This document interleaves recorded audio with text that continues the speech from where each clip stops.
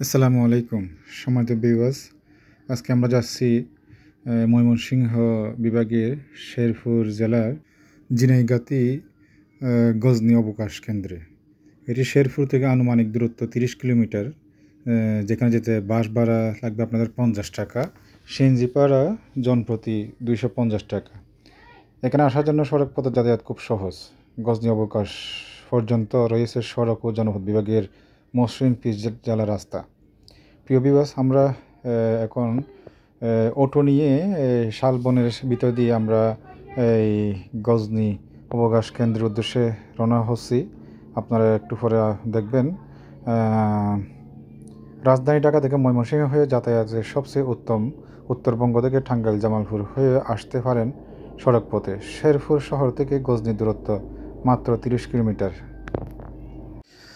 পাহাড়ের ডালে গায়ে অথবা পাহাড় চূড়ায় সারি সারি শাল, সেগুন, মহুয়া, গজারি, আকাশমণি, ইউক্যালিপটাস, মিলজিয়াম, আরও নাম না জানা কত শত পাহাড়ি গাছ, বনফুল, ছায়া ঢাকা বিন্যাস, যেন বিশাল ক্যানভাসে শনিপুর। এখানে আসলে দেখতে পারবেন একটা খুব সুন্দর ড্রাম দিয়ে করা একটা কৃত্রিম লেক, যেটাতে প্রবেশ ফি আছে আপনার 25 টাকা। এখান থেকে ওই পাশে গেলে আপনারা এখানে লেখা দেখবেন আই লাভ গজনী।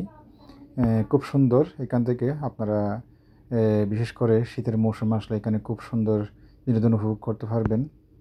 প্রিয় ভিউয়ার্স, আমরা এখন ঠিক এই লেকের ওই পাশে পার হচ্ছি। লেকের এই পাশে আপনারা দেখবেন সুবিশাল একটা লেক, খুব সুন্দর পানি।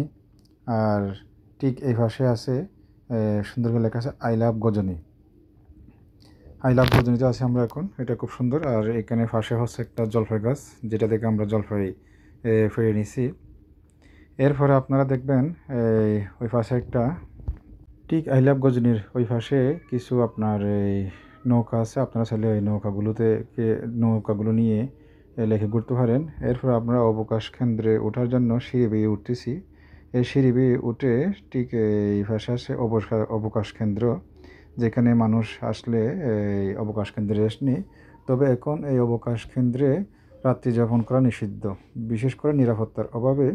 যেহেতু এটা ভারতের সীমান্তের একটা এই অঞ্চল, সেহেতু এখানে অনেক নিরাপত্তার অভাব ঘাটতি আছে বর্তমানে, যার কারণে এখন এখানে নাইট স্টে করা যায় না।